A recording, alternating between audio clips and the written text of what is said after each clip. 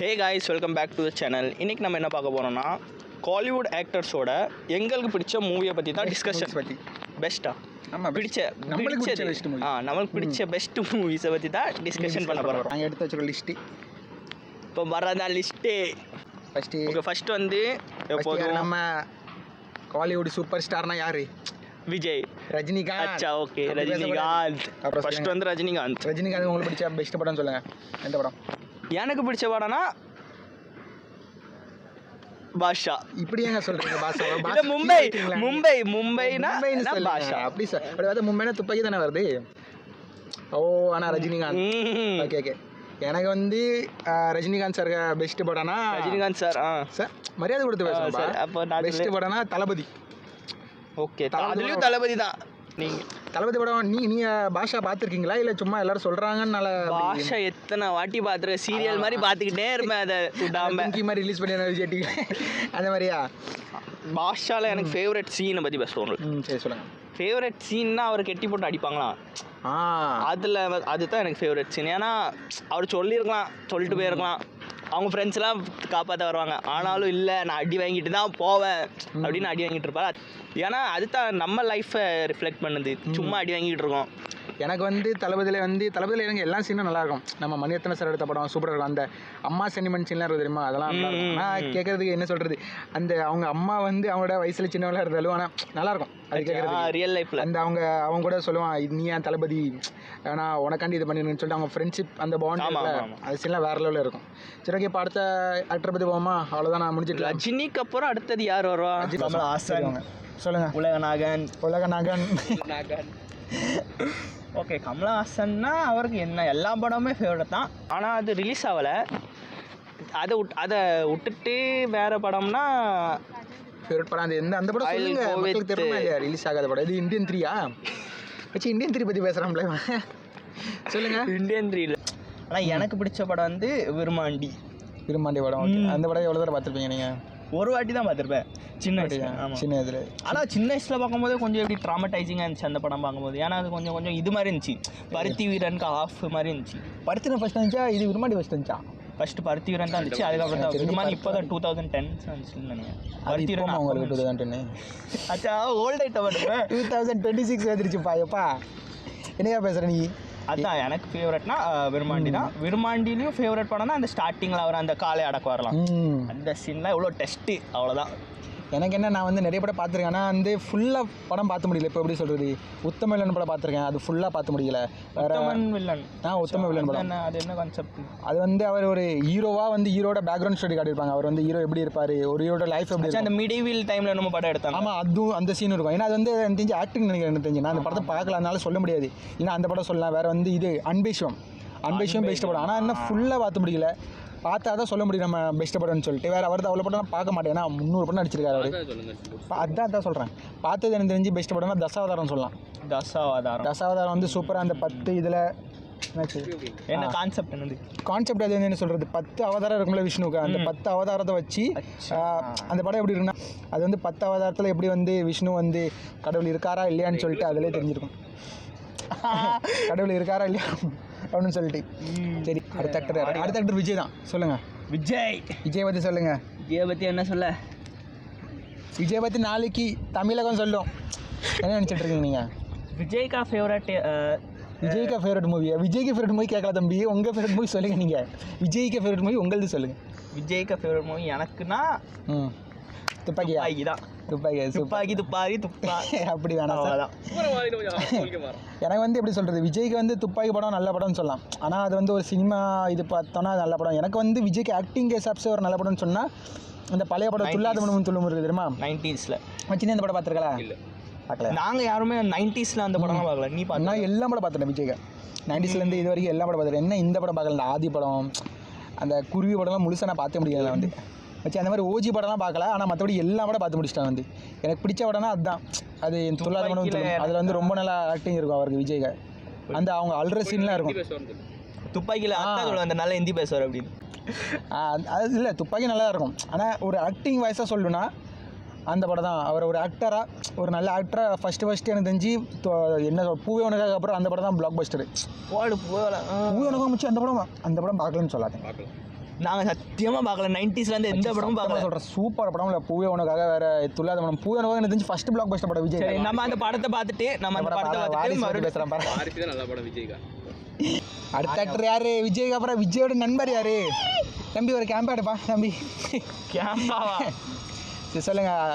நம்ம அஜித்தை பற்றி நீங்கள் என்ன சொல்ல விரும்புறீங்க? சொல்லாத அளவுக்கு இல்லை. அது ஆமாம், அதுவும் கரெக்டு தான். ஆனால் இல்லை நெசமாக சொல்லணும்னா என்ன சொல்லணும்னா வேதாளம் தான். கேங்ஸ்டர் கணேஷ்.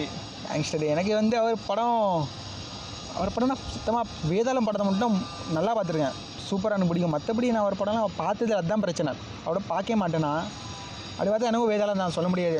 வேதாளம் தான் வந்து ஒரு கம்ப்ளீட் படம், ஒரு கமர்ஷியல் கம்ப்ளீட்டு சூப்பராக இருக்கும் பண்ணோம். வேறு லெவலில் படம்னா அந்த படம் தான்.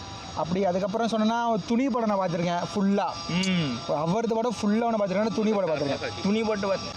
அடுத்து யார்? அஜித் குமாருக்கு அப்புறம் யார்? நம்ம சிவகார்த்திகேயன். மாறன் சூர்யா பற்றி. சூர்யாவோட பெஸ்ட். சூர்யா படம்லாம் எங்கே வா, அவர் பண்ணுறதே எல்லாம் பெஸ்ட் படம் தான். அவரை பற்றி என்ன பேசுறதுன்னா தேவதியா அவங்க குழந்தைங்க பேர்ல தப்பாக பேசாதீங்க சார். நீங்கள் வீடியோ முன்னாடி உட்காந்து எல்லாம் பார்த்துட்டு இருக்காங்க. தப்பு ஃபேவரட் மூவி எலிட் பால் நாலேஜ்.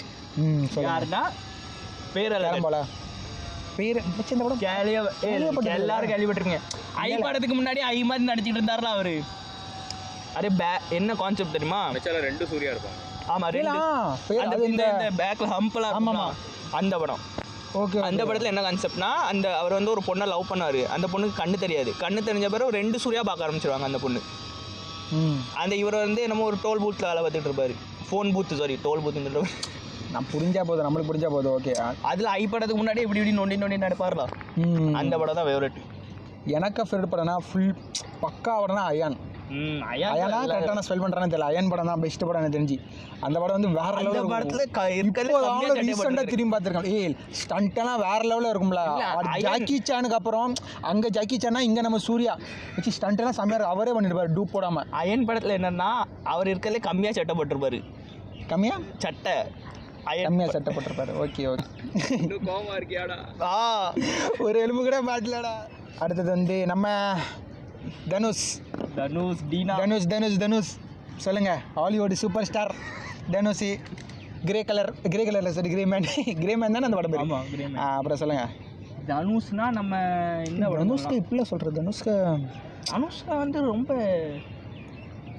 தனுஷ்கா படம் எனக்கா ஃபேவரட் மூவினா வடச்சென்னை வந்து அப்படி வெற்றிமாறன் படம். கரணன் அது கரணன் படம். அங்கேருந்து அரை டேரக்டாக தம்பி அது என்னப்பா காஸ்டிஸ் படம். என்னம்மா காஸ்டிஸ்லாம் பேசுகிறீங்க? அப்படிலாம் பேசக்கூடாது. எனக்கு பிடிச்ச படம் வந்து ரொம்ப கொஞ்சம் இப்படி சில்லியாக இருப்பாருன்னா அது இது படிக்காதவன். கரெக்டாக தான் நீ சொல்கிற. படிக்காதவன் தான் எனக்கு ஃபேவரட்.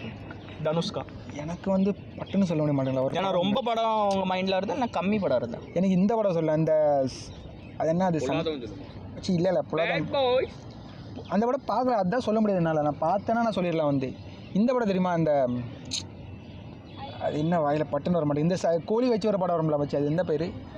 அச்சா ஆடுகளம். அந்த படம் அது ஒரு வெற்றிமாறன். அந்த படம் சூப்பர் படம். அது வெற்றிமாறன் படம் தான். ஆனால் சொல்ல இதில் வந்து ஆக்டிங்லாம் ஒரு சூப்பராக நடிச்சிருப்பாரு. மதுரை ஆக்சென்ட்லாம் அது கரெக்டாக தெரியல. எந்த ஆக்சன்லாம் தெரியல. அந்த காலத்தை பார்த்தேன் படம்லாம் கொண்டே விடுவேன். வேணாம் இந்த நாய்க்கும் எனக்கு சம்மந்தமே இல்லை. Very big. இப்போ அடுத்த ஆக்டர் வந்து விக்ரம் பற்றி பேசலாம். நம்ம வந்து விக்ரம் பற்றி சொல்லுங்கள். விக்ரம்னா நம்மளுக்கு ஃபர்ஸ்ட் மைண்டில் வர்றது பித்தாமகன் இல்லைப்பா, பிதாமகன். அச்சா நல்லா சொல்லுங்க. நீங்கள் மும்பைக்காரன் இந்த சென்னில் சொல்கிறீங்க. நீங்கள் வந்து பிதாமகன். அவர் நடித்த படம்னா எப்படி சொல்கிறது? அவர் நிறைய படம் நடிச்சிருக்காரு. பட்டுன்னு நான் இப்போ சொல்லுன்னா வந்து அலினை பற்றி பேசாதா ஏழு வச்சு பட்டுன்னு நடித்த படம்னா இப்போ நான் வந்து கொஞ்சம் பயாஸாக சொல்கிறேன். எனக்கு தெரிஞ்சு நான் அவர் பழைய படம்லாம் இப்போ பட்டுன்னு ஞாபகம் வர மாட்டேங்குது. இப்போ ரீசெண்டாக நடித்த படம் டேவிட் படம் நடிச்சார் மச்சி. அந்த படம் செம்மையாக இருந்துச்சு. டேவிட் அதில் ஆக்டிங் வந்து நல்லா இருந்துச்சு. அது எப்படி சொல்கிறது? அது உண்மையில பயாஸாக தான் சொல்கிறேன். நான் வந்து எனக்கு தெரியல எந்த படம் கரெக்டாக பெஸ்ட்டுன்னு சொல்ல முடியும். படம் பார்த்துருக்கேன்ல. ஆனால் நான் பயாஸாக சொல்கிறேன்னு சொல்கிறேன். மச்சி நான் பயாஸாக தான் சொல்கிறேன்னு சொல்கிறேன். இதுக்கு மேலே உங்களுக்கு பண்ணாதீங்க. பயாஸாக சொல்கிறேன். டேவிட் படம் தான் நல்லா பிடிச்சிருக்கு. இல்லை அது ஜீவாவும் நல்லா பண்ணுவார்லாம் அந்த படத்தில். இல்லை எனக்கு தெரிஞ்சு டேவிட் நல்ல படம் இப்போதைக்கு பார்த்தேன். நான் வந்து நல்ல படம் சூப்பராக பண்ணிடுவேன். அப்புறம் மச்சி டேவிடுக்கு அப்புறம் பார்த்தா அப்படி நல்லா ஒரு ஆக்டிங்காக நல்லா பார்த்தா மான் படம் நல்லா அடிச்சிருப்பாரு. அதுவும் சொல்லலாம். மான் படம் டேவிட் தான். 2 பேத்துக்கு பிடிச்ச படம் தான் மகான். ரெண்டு அப்படி பார்த்தா மகான் படம் பிடிச்சிருக்கு. ஆனால் டேவிட் நான் கொஞ்சம் சொல்ல முடியும், பாய்ஸாக சொல்ல முடியும் என்னால்.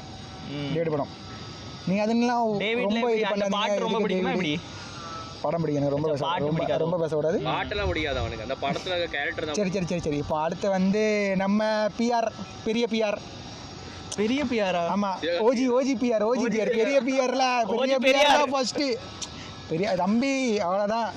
ஓஜி பிஆர் யாரு? ஓஜி பிஆர் வந்து நம்ம யார், நம்ம எஸ்கேனாக்கா பெஸ்ட் படம் சொல்லுங்க. எஸ்கே அண்ணா என்னது என்ன படம்? ஓகே, எனக்கு ஃபேவரட் படம்னா கேமராமேன் செல்லா பிடிக்கும்னா ரெமோ தான்.